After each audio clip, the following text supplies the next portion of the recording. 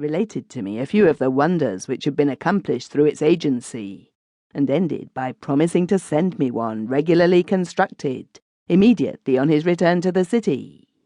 I counted the days, the hours, the minutes that intervened between that promise and his departure. Meanwhile, I was not idle.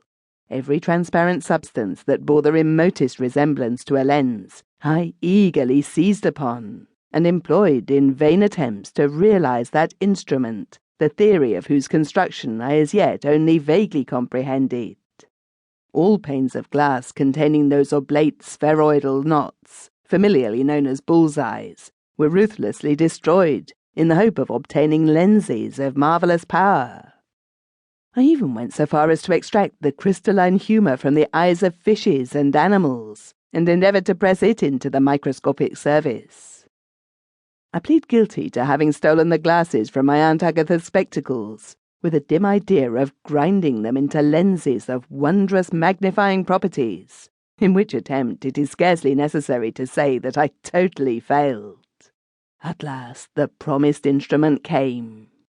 It was of that order known as Field Simple Microscope, and had cost perhaps about $15. As far as educational purposes went, a better apparatus could not have been selected. Accompanying it was a small treatise on the microscope, its history, uses, and discoveries.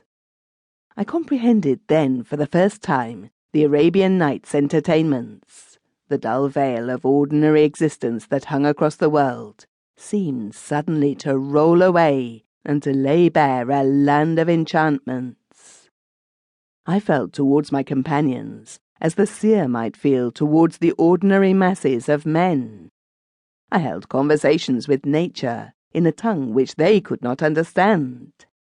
I was in daily communication with living wonders, such as they never imagined in their wildest visions. I penetrated beyond the external portal of things, and roamed through the sanctuaries, where they beheld only a drop of rain slowly rolling down the window glass.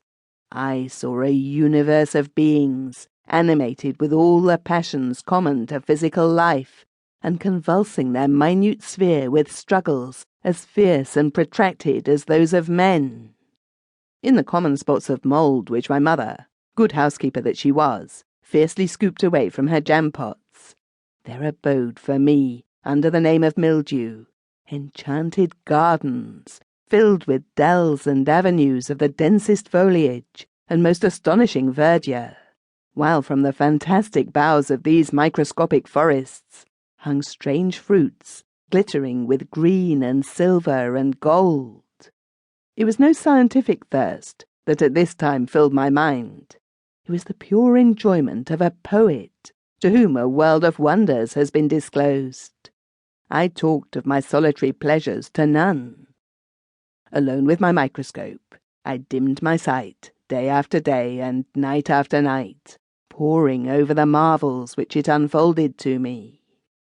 I was like one who, having discovered the ancient Eden still existing in all its primitive glory, should resolve to enjoy it in solitude, and never betray to mortal the secret of its locality. The rod of my life was bent at this moment. I destined myself to be a microscopist. Of course, like every novice, I fancied myself a discoverer.